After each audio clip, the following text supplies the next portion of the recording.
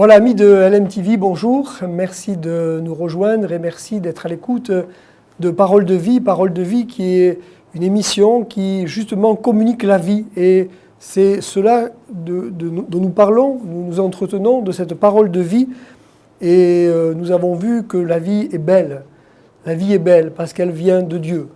Et parce que Dieu remet de la beauté dans notre vie. Je voudrais vous inviter à une lecture aujourd'hui dans l'évangile de Matthieu chapitre 4 et nous allons lire quelques versets bien connus mais tellement importants. Alors Jésus fut emmené par l'Esprit dans le désert pour être tenté par le diable. Après avoir jeûné 40 jours et 40 nuits, il eut faim. Le tentateur s'étant approché, lui dit « Si tu es le Fils de Dieu, ordonne que ces pierres deviennent des pains. » Jésus répondit « Il est écrit, l'homme ne vivra pas de pain seulement, mais de toute parole qui sort de la bouche de Dieu. » L'homme ne vivra pas de pain seulement, mais de toute parole qui sort de la bouche de Dieu. Permettez-moi de prier avec vous, chers amis, pour que Dieu bénisse cette parole que nous allons partager et qu'elle puisse être comme une nourriture dans votre cœur. Notre Dieu, notre Père, merci pour ta parole. Elle est merveilleuse, elle est vraie. Elle nous enseigne ce qu'est la vraie vie, la vie selon Dieu, la vie de Dieu. Je te prie de bénir les chers amis qui nous écoutent aujourd'hui dans cette émission, que la parole que nous allons partager avec eux puisse les toucher profondément, puisse les bénir, puisse leur communiquer quelque chose, que là, derrière l'écran, ils reçoivent quelque chose de toi. Ton esprit, lui, n'est pas limité à la technologie. Le Saint-Esprit passe au travers des écrans, au travers des techniques. Il est près de tous ceux qui écoutent ta parole avec un cœur sincère. Aussi, je te prie maintenant, Père, de bénir nos amis auditeurs et que quelqu'un là, quelqu'un qui nous écoute, qui m'écoute, à l'instant puisse vivre et expérimenter quelque chose de ta puissance et de ton amour. Amen. Amen, chers amis, voilà ce que dit l'Écriture. L'Écriture dit que l'homme ne vivra pas de pain seulement. L'homme ne vivra pas. L'homme ne vit pas que de nourriture terrestre. Mais l'homme, dit la Bible, affirme, l'homme vit de toute parole qui sort de la bouche de Dieu. La vie vient d'une nourriture qui n'est pas une nourriture terrestre, mais une nourriture divine, céleste. Et cette nourriture nous fait vivre. Et j'aimerais vous dire aujourd'hui que la vie s'entretient. La vie s'entretient. Remarquez que sur cette terre, toutes les formes de vie ont besoin de s'alimenter pour subsister. La vie qui ne s'alimente pas meurt. Et la vie spirituelle n'échappe pas à cette règle. Pour vivre, le croyant doit se nourrir de cette parole qui sort de la bouche de Dieu. Même si cette vie spirituelle vient d'en haut, même si cette vie est spirituelle, il faut l'alimenter pour qu'elle puisse continuer, pour qu'elle puisse s'épanouir. Vous voyez, c'est un petit peu comme le feu de l'autel. Ceux qui connaissent la Bible, ceux qui connaissent l'Ancien Testament se rappellent que lorsque Moïse a inauguré l'autel du sacrifice, l'autel sur lequel on offrait les sacrifices pour rentrer en communion avec Dieu, le premier feu n'a pas été allumé par un homme. Ce n'est pas Moïse qui a allumé le feu. Ce n'est pas Aaron qui a allumé le feu. Mais le feu est venu d'en haut. C'est Dieu lui-même qui a allumé le feu. C'est un miracle. Et la même chose s'est reproduite exactement pareil lorsque Salomon a inauguré le temple. Le premier feu, le feu qui a inauguré l'autel, était un feu divin. Mais ensuite, chers amis, écoutez bien ce que je vais vous dire. Ensuite, c'était la responsabilité des prêtres, des Lévites, d'entretenir le feu. C'était leur responsabilité. S'ils n'avaient pas entretenu le feu, ce feu, malgré le fait qu'il soit divin, ce feu se serait éteint. C'est notre responsabilité d'entretenir cette vie que Dieu nous a donnée. La vie spirituelle est conditionnée à une alimentation saine et permanente. Jésus lui-même a pu dire « Je suis le pain de vie ». Je suis le pain vivant, dira Jésus. Celui qui me mange, dira Jésus, vivra par moi. Et Jésus dira des paroles qui ont un petit peu surprise et qui ont étonné et même fâché, contrarié certains de ses auditeurs. Jésus dira « Ma chair est vraiment une nourriture, mon sang est vraiment un breuvage. Celui qui mange ma chair et qui boit mon sang a la vie éternelle. » Un peu plus loin, dans ce chapitre 6 de Jean, Jésus va expliquer le sens de ces paroles. Il dira « La chair ne sert de rien, mais les paroles que je vous ai dites sont esprit et vie. » Dans le Notre Père, Jésus nous apprend à dire « Père, donne-nous aujourd'hui notre pain de ce jour. » Et voyez, il me semble que dans cette prière, le pain a un double sens. Bien sûr, il s'agit du pain terrestre. Et quand nous demandons au Père le pain de chaque jour, nous lui demandons le travail, la santé pour le travail, les choses nécessaires à la subsistance. Mais il y a un autre pain. Il y a le pain de vie. Il y a ce pain. Donc Jésus dira que c'est la parole qui sort de la bouche de Dieu. Il y a un sens physique, mais il y a aussi un sens spirituel. Vous savez, ce n'est pas un hasard si en hébreu, le mot pain se dit lechem en hébreu. Lechem, c'est le pain. Mais le mot combat se dit lacham. Et c'est en hébreu la même racine. Le pain, lechem, le combat, la lutte, lacham, ça s'écrit exactement pareil en hébreu. C'est la même racine, comme pour nous rappeler que gagner son pain n'est pas sans effort. Gagner son pain, se nourrir est parfois une lutte, un combat.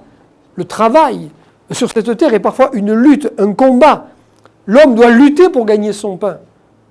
Même quand, dans des périodes où Dieu a fait de grands miracles, comme par exemple dans la période où le peuple d'Israël a marché pendant 40 ans dans le désert, Dieu a nourri ce peuple de manière surnaturelle, et Dieu a alimenté ce peuple avec un pain qui descendait du ciel, que la Bible appelle la manne. Pendant 40 ans,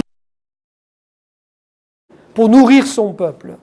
Mais malgré tout, je remarque que cette manne n'était pas sans effort. Elle n'était pas sans effort. Le peuple devait se lever de bon matin. Il devait sortir du camp de bonne heure.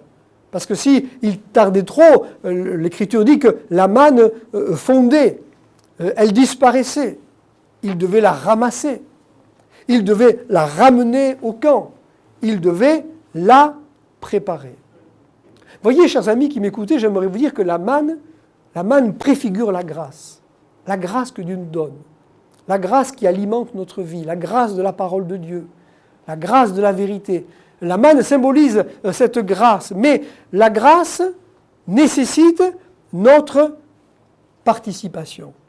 Le fait que tout est grâce dans la Bible, que la vie de Dieu est grâce, et nous avons parlé de la grâce de la vie dernièrement. Malgré tout, cela ne veut pas dire que les choses sont sans effort. D'ailleurs, la question que nous pouvons nous poser aujourd'hui, c'est la grâce est-elle sans effort? La grâce est-elle sans effort? La grâce de Dieu est-elle sans effort? Un théologien allemand bien connu, dont j'ai déjà parlé, qui s'appelle Dietrich Bonhoeffer, a écrit un livre qui a été un livre très important dans l'histoire du christianisme du XXe siècle. Ce livre s'appelle « Le prix de la grâce ». Le prix de la grâce. Et ça paraît contradictoire, n'est-ce pas?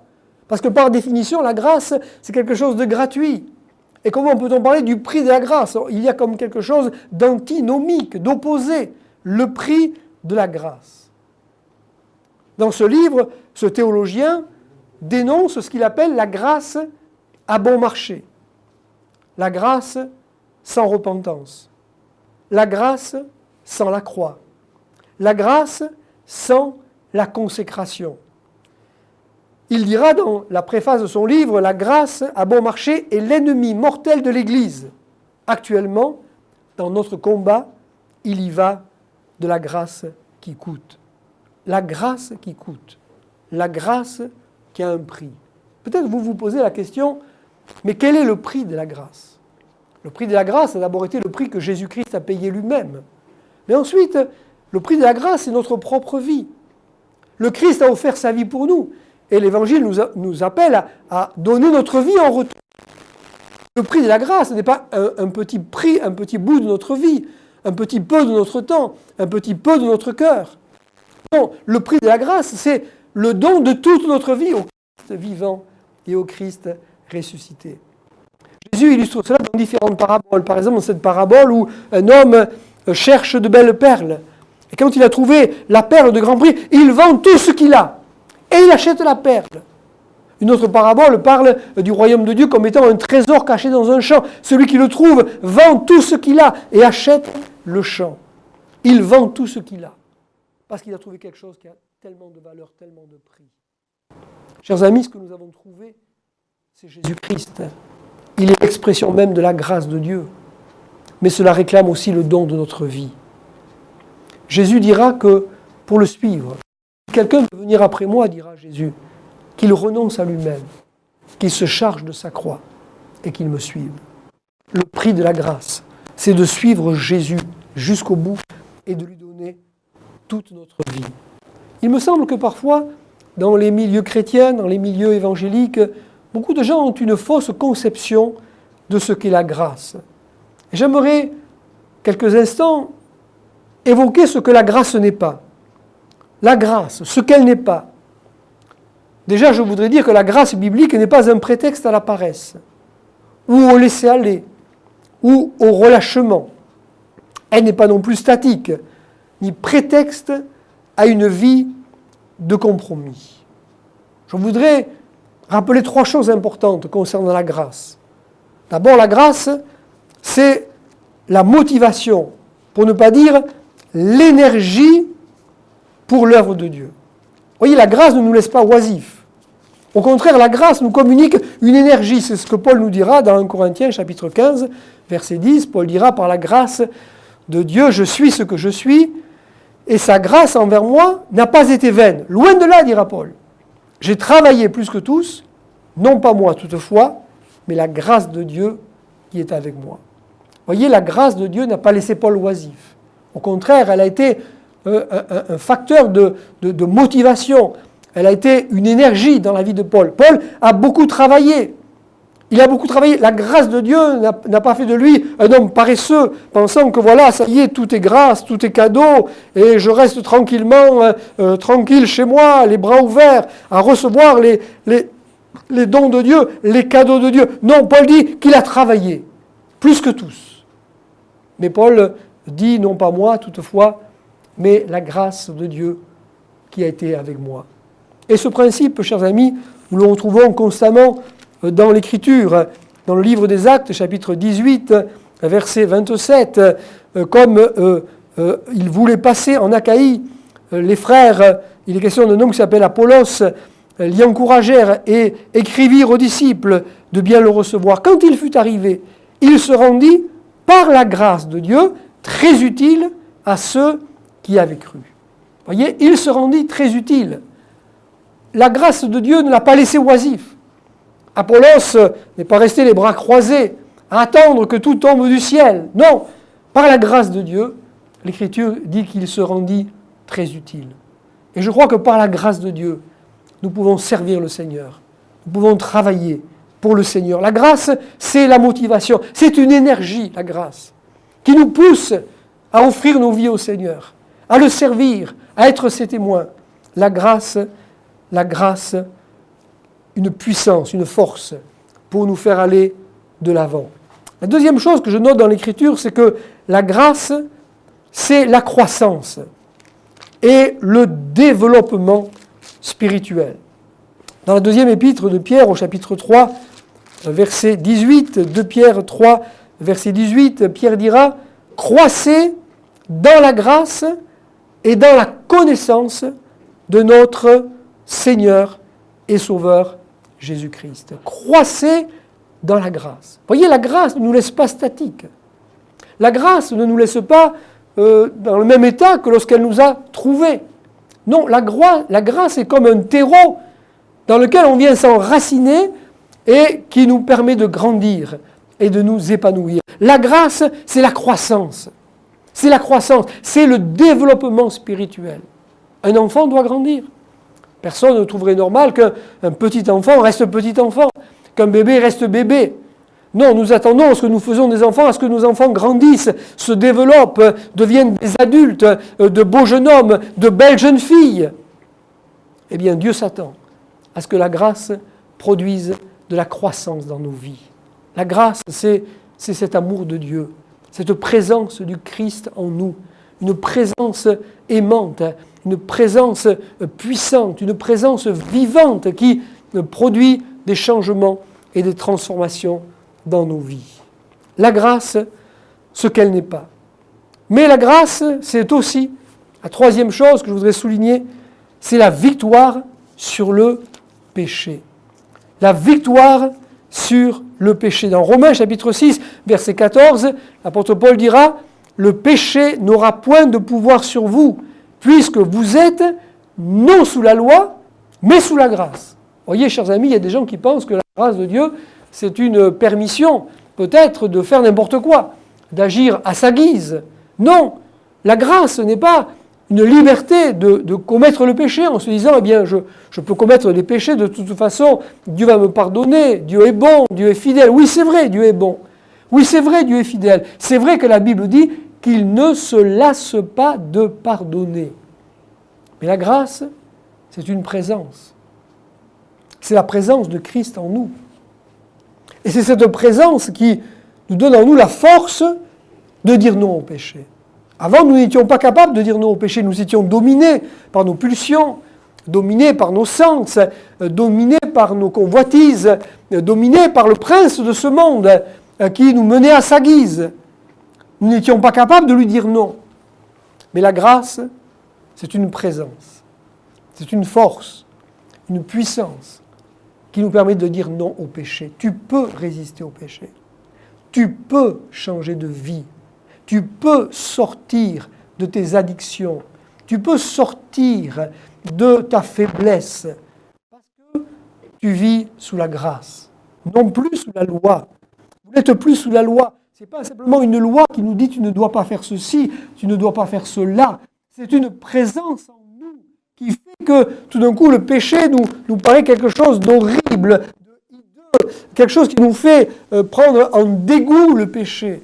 Une présence qui est une force spirituelle par laquelle je peux dire non au péché, non à la tentation. Le péché n'aura point de pouvoir sur vous, puisque vous êtes non sous la loi, mais sous la grâce. La grâce est une force pour aller de l'avant, pour dire non au péché, pour grandir spirituellement et pour s'épanouir, servir le Seigneur. Vous savez, parfois, je pense qu'on peut se réfugier derrière la grâce pour justifier sa tiédeur et son amour du monde. Il me semble que dans le monde évangélique, beaucoup de gens se réfugient derrière la grâce pour justifier la tiédeur et l'amour du monde. Mais au contraire, nous l'avons démontré, la grâce est une force pour être bouillant pour le Seigneur, pour être bouillant et pour l'aimer de tout notre cœur. Dans 2 Corinthiens chapitre 6, verset 1, l'apôtre Paul nous dit quelque chose d'étonnant. Il dit « Je vous exhorte à ne pas recevoir la grâce de Dieu en vain. » Amis auditeurs, vous qui lisez la Bible, vous êtes-vous déjà interrogé sur le sens de cette parole? Que veut dire Paul quand il dit « Je vous exhorte à ne pas recevoir la grâce de Dieu en vain ». Il me semble que ce que Paul veut dire, je vous exhorte à ne pas recevoir la grâce de Dieu en vain, ça veut dire je vous exhorte à ne pas recevoir la grâce de Dieu sans fruit, sans effet. Recevoir la grâce de Dieu en vain, c'est recevoir la grâce et rester dans le même état que dans lequel nous étions quand nous l'avons reçu. Rester oisif. Rester sans fruit, vivre pour soi-même.